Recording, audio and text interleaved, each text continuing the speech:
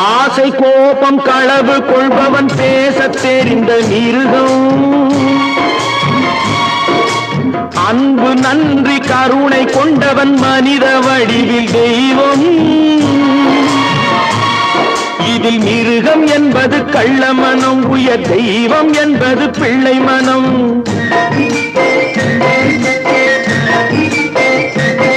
இந்த 6 கட்டளை அறிந்த மனது ஆண்டவன் வாழும் வெள்ளை மனம், ஆண்டவன் வாழும் வெள்ளை மனம்.